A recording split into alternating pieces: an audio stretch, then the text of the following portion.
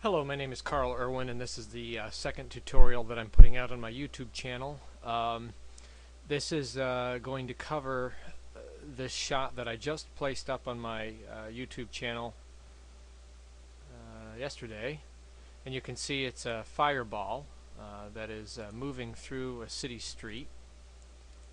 And if we hit pause here, you can see that it starts out there in the distance, moves down through the street, comes at the camera, blows by the camera, and then you can see the smoke dissipating after it passes through. So a couple things, a couple reasons why I did this shot is I wanted to try a few techniques using the most simple method possible to get the fastest render time possible. And it's not perfect. I did it fast. I created the shot only in terms of animation in about an hour, put it all together.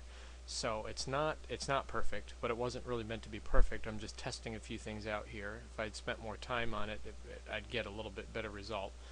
But you can see that we have the smoke trail, and really this is halo particles. These are textured halo particles. Of course, it's not a smoke simulation. It doesn't even look like a smoke simulation. It does look like it has a few flaws in there. But it works. If I spend a little more time on it, especially in the compositing, I think that this would be very passable. A little bit of problem with some of the shading here and some of the lighting. The second thing that I'm using in here that I wanted to try are solids as the fireball.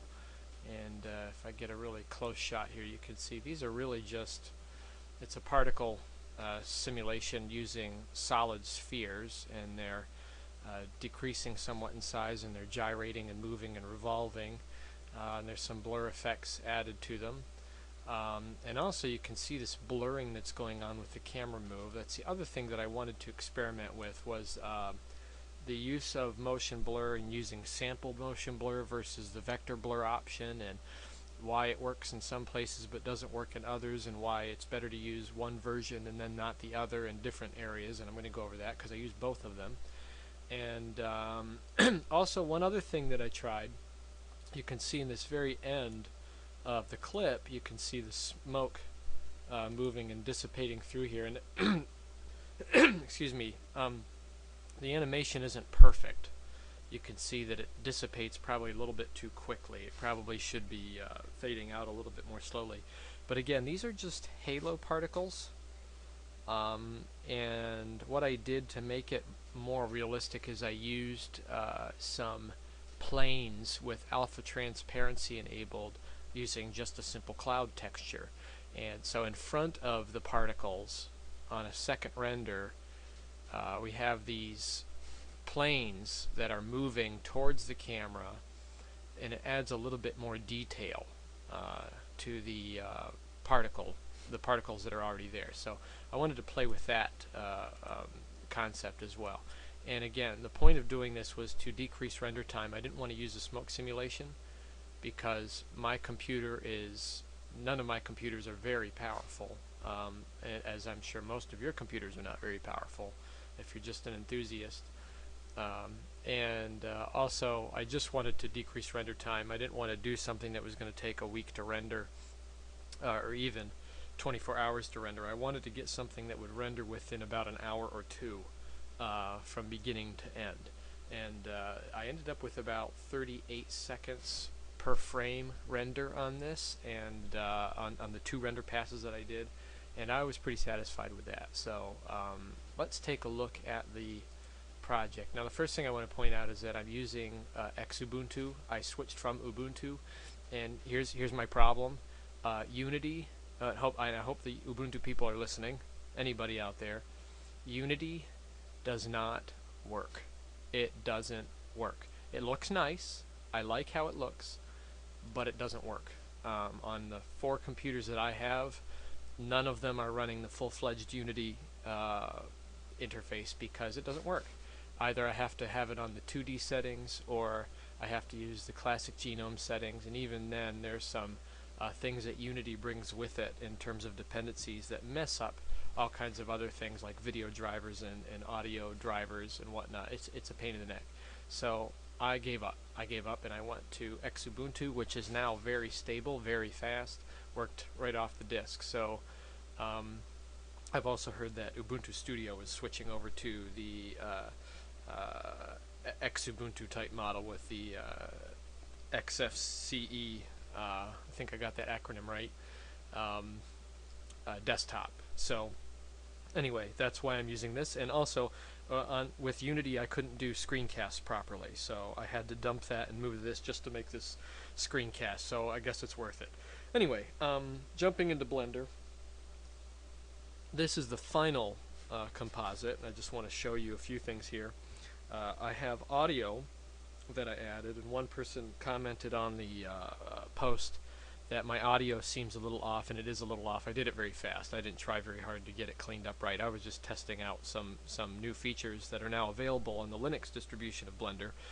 Prior to this, I could not get any of the audio to render out in the video output, and that has now changed, and the latest distribution of Blender 2.61, I think it is, now has the audio output properly mapped to the audio drivers and audio encryptors, or the audio creation software on the Linux distribution. So this is working a lot better now, and I'm able to actually use audio files. So I just wanted to point that out. So here is the final render with the audio. And if we go back to the default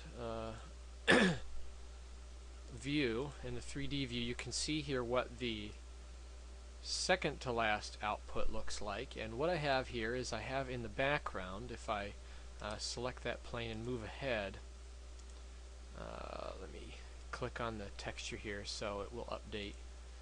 So if I move ahead, you can see that this is actually the animation created already with the fireball, and what it's missing is color correction, and it's also missing this last detail. These two planes up here are just textured planes using a cloud texture, and if I look here, you can see that there's just a cloud texture applied to them. I have the alpha set very, very low. In fact, it's at 0 here at the beginning of the clip, and then as the fireball approaches the camera, and you can see that there's a big flare that's added to this composite back here. You can see that the cloud texture, the alpha is going to increase, and now it goes up to 0.1, I think is all the higher I went. And then as this flare dies down, we're left with these clouds in view. So what we're looking at is we're looking at these two planes with a cloud texture, and then we're looking at the final or the second to last render back here on this plane. Now another trick is that this is a stationary shot on, and the trail is actually composited onto a single frame animation, and it's just a still. You could probably do this also with a lockdown camera, so you have people walking in it or vehicles moving, but locked down, it's not moving. And then I apply a camera at the very end that has some motion. So if we go to the camera view camera, and let me turn off these planes because you're not able to see through the transparency of these planes in the 3D view. Get them out of the way. We'll select this back here, and let me select the texture so it updates as we move through. You can see that the camera is actually moving, and this is where I get the final camera move. So I'm cheating a lot. Obviously there's not parallaxing going on the picture, but the camera is only rotating, and when the camera is only rotating, if you have a camera that's locked down to a tripod and you're rotating it left, right, up, down, you're not going to see very much parallaxing because you're looking at your scene from one point of view.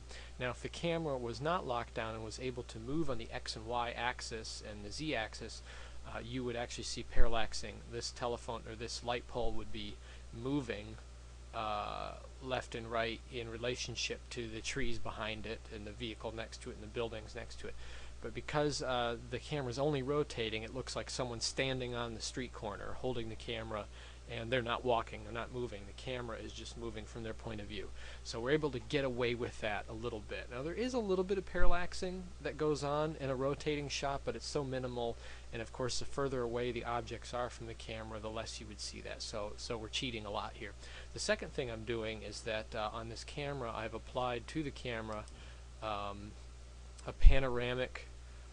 If we click on the camera properties, you can see that there is a panorama filter that's on here that actually gives you a little bit more of the left and right view outside of the camera view that we can see here, and it distorts the image slightly, and it just creates the illusion that you're using a real panoramic type lens. It gives a little bit of that lens distortion on the image, and I think it makes it a little bit more realistic. It also warps the image around a bit and sells the idea that this is a real location and not a flat plane that you're looking at. So you know, this is not reality. This is acceptable unreality, non-reality. It's convincingly real, even though it's not real. In fact, you know, the funny thing is people talk about smoke simulations as being real in Blender and in other 3D software packages, and I laugh at that because it's none of it's real. It's all simulated. It's all fake. It's all supposed to appear to be realistic, even though it's not. Now, there's more physically real simulations than others, but that's not the point. If you can do something that looks realistic in the most simple way, you're better off. That's called efficiency. That's the point. So that's kind of the point of this exercise, is to make things look as good as I can with the least amount of resources. So we're not using cycles. We're using the Blender internal. We're not using smoke simulations. We're using halo particles. We're using very minimal settings on those particle simulations to get a fast render. So anyway, this is what we're doing in the end result, and that explains some of the final output. And also, in the interest of working backwards, let me very quickly jump to the compositor, and I'll show you what we did with the vignette and color correction. And if I pull this down here real quick, you can see that on my, now that I assume that you know how to do some node editing, node compositing. I added a couple of blurs here. The vignette is just an image texture that I created in GIMP. There's some people that firmly believe in doing all of the vignetting in Blender, and I think that's completely unnecessary to make the application, Blender application, do more than it needs to. So it's much easier just to create a vignette PNG and then use it in the compositor. You can blur it and multiply it and add it and subtract it any way you want, but that's how I did that. And then the other image that I used is a lens scratch. So this is a lens scratch. You can't even see it on here in the alpha, but there's little dots and scratches on there. In the compositing, as there is, let me explain very quickly as I get rid of this project and open up the other one. As the fireball flares by the lens, I increase the lens scratch appearance in the frame, so that it looks like the light is passing through the lens scratches, and then as the flare disappears, I just decrease that using the mixing node. So you increase it as the light comes in, you decrease it as the light goes away. So that just a little bit of animation there. And I do the reverse with the vignette. I take the vignette away as the flare comes in so that we can see the flare without any dullness around the edge. And then I bring the vignette back in as the flare decreases, so it doesn't look awkward there. But anyway, a lot of animating going on in that final composite. Very quickly, let's take a look at find my project again. This is the initial project file, and we'll wait for this to open up. Jump to the 3D view. So the frame, the camera frame, is the size of the original image, and it's locked down. There is no camera move in this at all because I'm going to add the camera move later. This makes it a lot easier to add the particle simulation too, because it doesn't have to be perfectly lined up realistically in space. It just has to fill the frame as if it's perfectly lined up. I probably could have started this particle simulation a little further back to give a little bit more depth, but it's easy just to line it up so it looks relatively close whenever the camera's not moving, and you don't see that movement. Also, because the camera's not moving, I can get away with not having to map this image to mesh. Okay, you can project. I could have projected this onto some simple mesh that would sort of indicate depth here, so that I could move the camera. If I was moving the camera left and right on the x-axis, or up and down on the z, or in and out on the y, I would have to have a camera projection to make that look a little bit more realistic, but I'm not doing that. So if you don't have to do it, don't do it. Anyway, let me just very quickly go through these particle setups. The first one is a halo texture, and let me find it over here. So here it is, and if you look very quickly at the texture, let me increase the size. Maybe we can see it a little bit better. So you can see there's the texture. It's dark on the bottom and light on the top, and here's how that's accomplished. If we go to the texture settings, it's just a blend texture, and it's applied horizontally, so that the dark is on the bottom and the light is on the top, and that's it. That's all I did. There's no cloud texture on there. I just want to make it so that the particles, as they render, as you're looking at the underside of the particles, and they all run together, you see dark, and as you look at the top, you see light. I also have the particles set to oh wait, let me make sure I'm looking at the right thing here. There it is. So light on the top, dark on the bottom. The second texture down here is an animation texture for fading out. And this is something that was added to the Jaka particle system about a year ago, 2 years ago, something like that, where you can create a texture and you set it to strand particle, and it allows the texture to, and it's also affecting only the alpha channel, so that through the lifetime of the particle, it is the alpha is fully engaged, and then at the near the end, middle to the end of the particle lifetime, the alpha is turned down to 0 for each particle, so they fade out gradually. So that is an animation feature very important to the simulation, that as the particles are nearing their end of life, they fade out and they don't just simply disappear. Very, very useful tool. I suggest you go to the Jaka particle website, the blog, where the creator discusses some of these added features. You can also add textures to the particle system for other animation, other items that you can animate. So if you first click on the particles in the particle system and then click on textures, it brings up another texturing slot where you can add textures that affect specific size of particles, lifetime of particles, and you can use that blend control to affect the other elements of the particles. In fact, there's another particle system in here. This is the second one I want to look at. Let me find it. Fireball particles. Go to the texture. Actually, the fireball particles is associated with this item out here. This is just a sphere. I think it's an icosphere that I subdivided several times, and then I added this texture to it. If we click on that texture, you see what it is. It has a ramp of colors, white in the center, because the core of light is white, yellow to orange to red to black.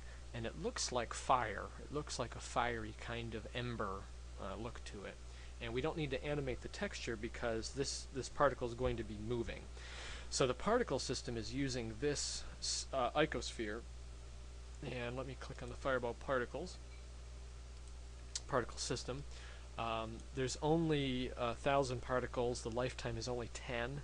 I have the rotation set very high so that they rotate very quickly, they dissipate very quickly, and I think I also added, if we click on particle system and then texture, you can see I added an animation texture to this.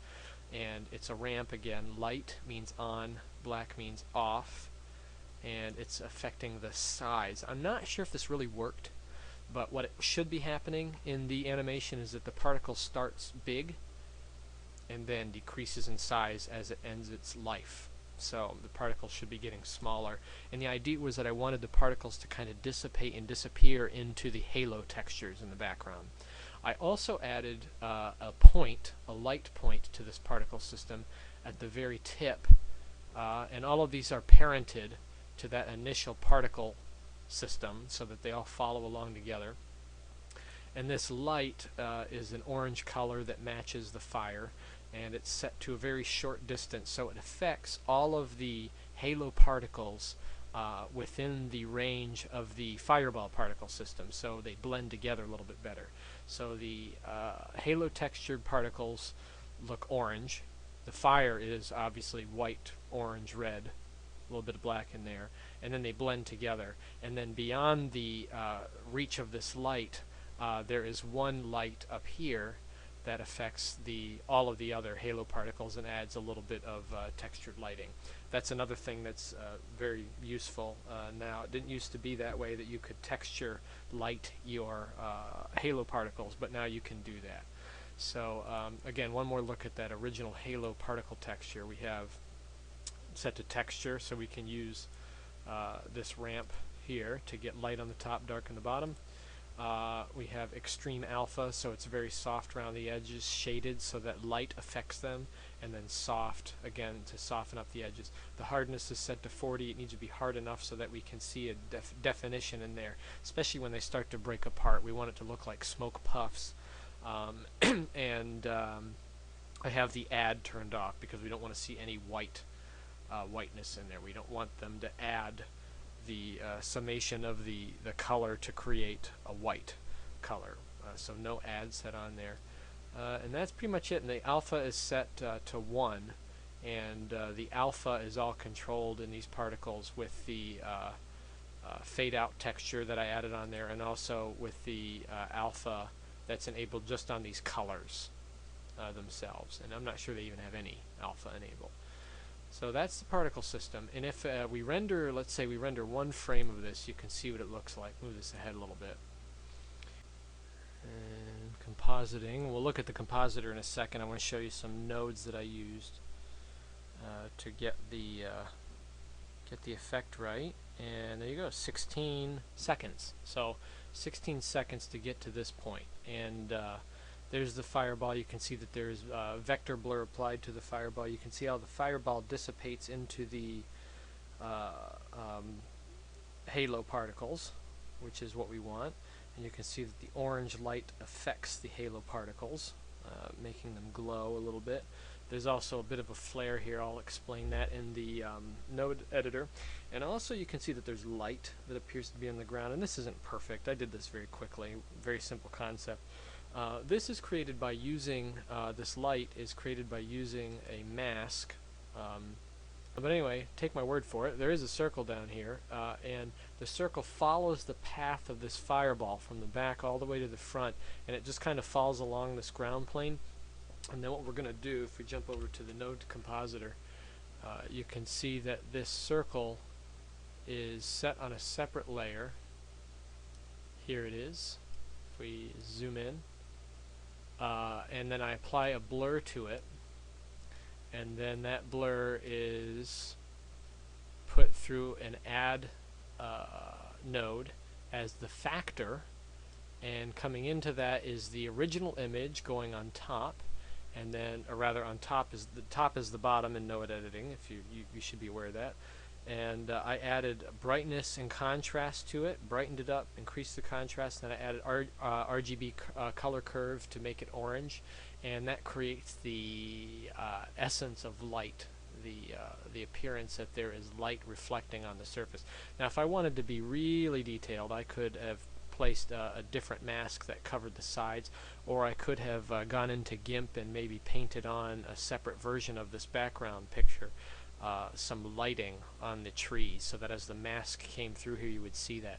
But right now it works good enough that you can get the idea. There's some light being cast.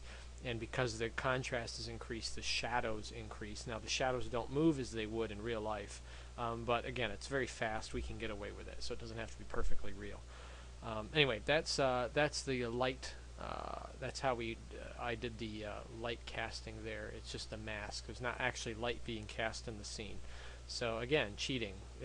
That's ray tracing that I don't have to do, and that's mesh that I didn't have to make just by using that one mask.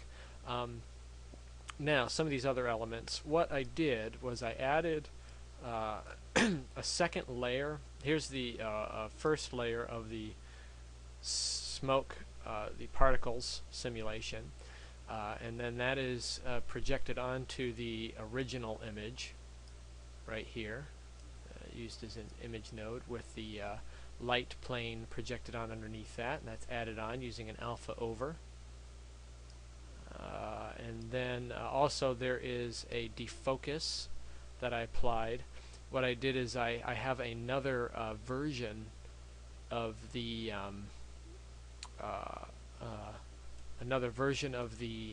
fireballs. They're on a separate layer. They're on the first layer and then they're on a second layer, and I added vector blur to that, and brightness and contrast, hue and saturation, and a glare effect, and then I composite that glare on top of the other image, and that just adds a little bit more glow to it. So if we continue moving down the chain, we can see that this second layer of the fireball is composited on top of the first layer with the background image and the lighting underneath. And there are some streaks on there, glare streaks, very lightly added. And then at this point I add the flare. Now the flare, you can see other videos I have on YouTube that utilize this kind of a flare. The flare is actually a circle, a sphere that is following along with this particle system set on a separate layer, and it creates this white dot. And then the white dot I process through several glare and blur nodes, and then I end up with this this anamorphic looking type flare. Now this was probably not the best idea in the world. It created some limitations for the second render pass that I did, in that I couldn't have the camera rotate on the y-axis because this flare is printed in this plate as being very level to the ground. So in the camera move on the second render pass, the camera move is only moving, rotating on the z-axis and up and down on the x-axis, because if it rotated on the y-axis, except for when the fireball is way up here and you can't see the flare anymore, you would see that that flare is stuck to the background image and moving side to side, and that wouldn't look real. So you know, perhaps a better way to do it would be to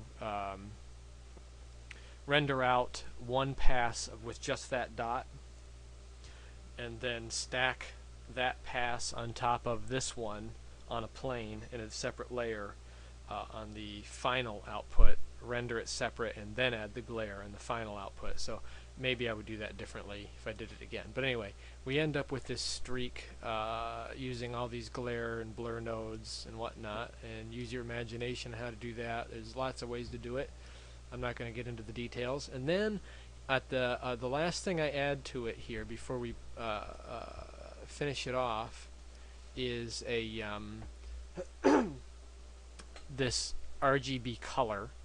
This is just a color. It's an orange color, and I add it to it, and it starts at 0 and it's animated, so that there's a animation keyframe on the factor, so that when the fireball gets really close to the camera, it turns up to 1 and creates a really bright orange in the frame. If I jump ahead, maybe we can see, should start seeing it here, and we'll quickly hit render image, see what we get.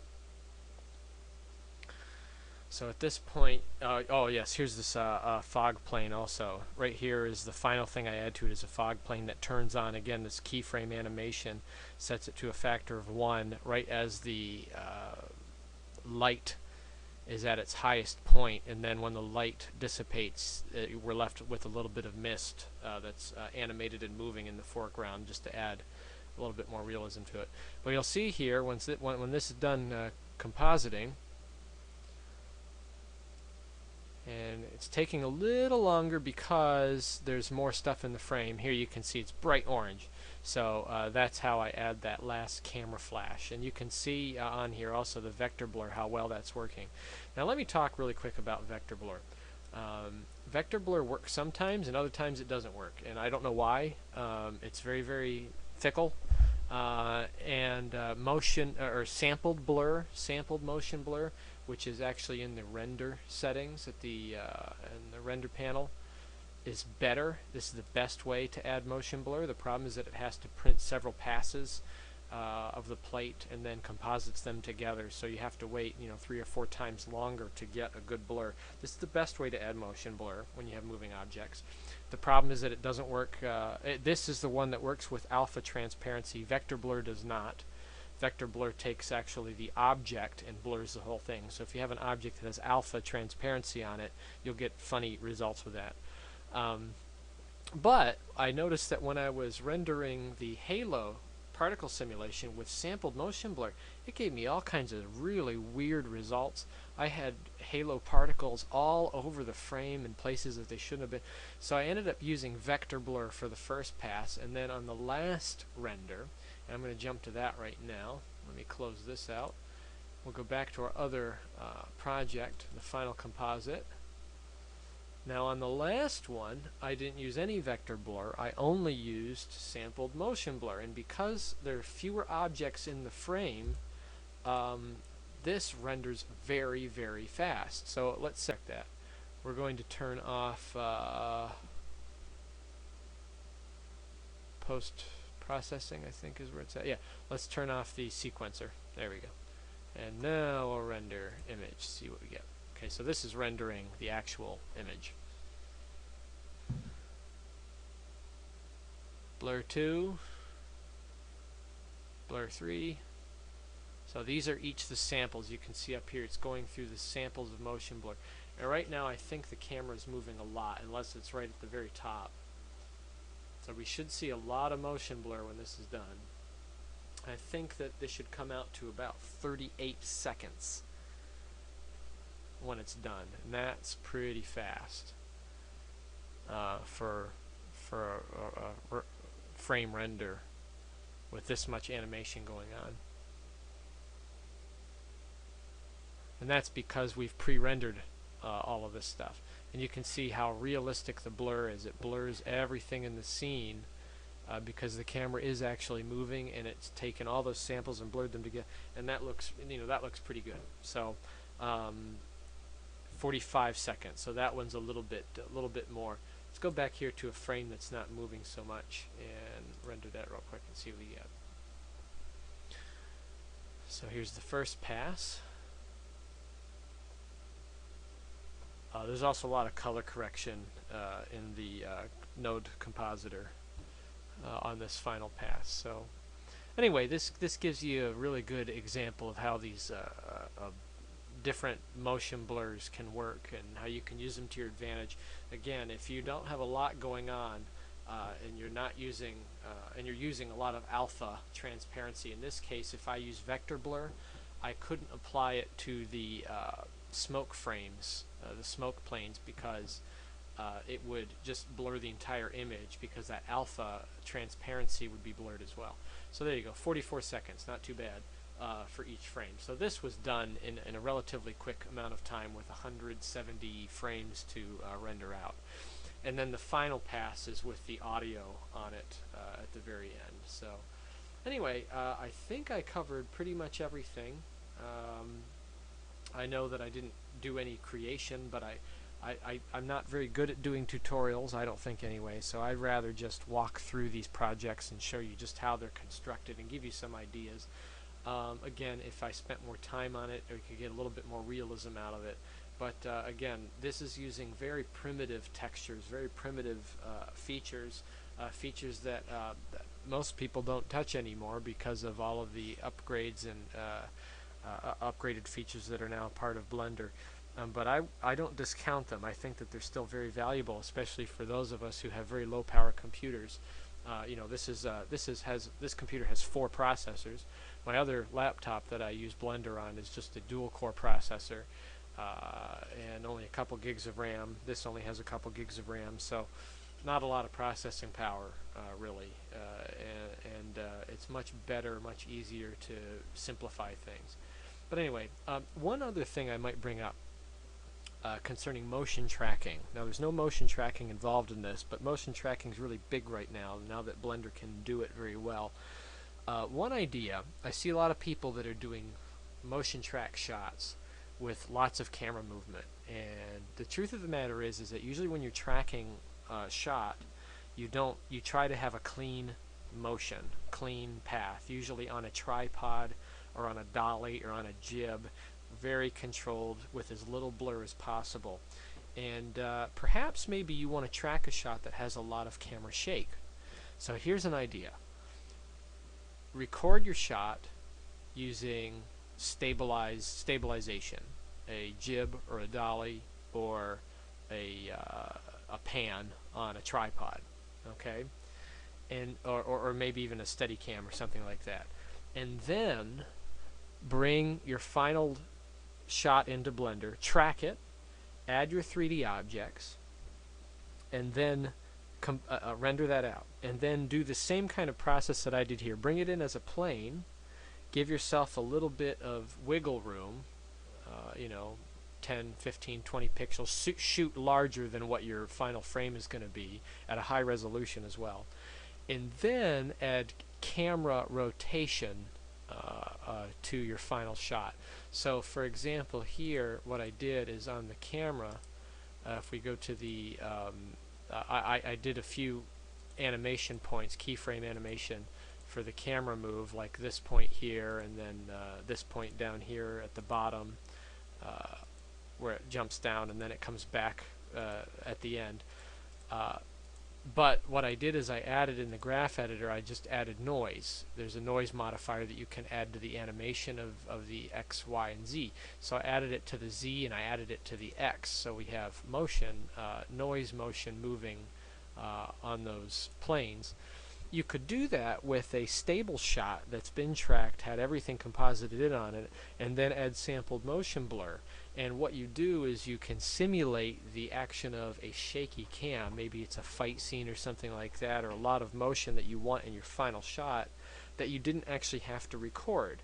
And that way you get a cleaner track, and you still get the shakiness in your output by doing that. So that's a concept to play with. So those of you who want to track some things that have, and you want a really fast, shaky moving shot, this might be a possibility. Again, you don't have to do things real to get realism. These are all effects. So do the thing that is going to save you the most, it's going to give you the least amount of trouble, get it done faster, and cheat as much as possible. That's kind of what special effects is all about anyway. So anyway, that's it for this quick tutorial, which actually is kind of a long tutorial, but this look inside of this project, and hopefully I gave you a few ideas to play around with. So goodbye and happy blending.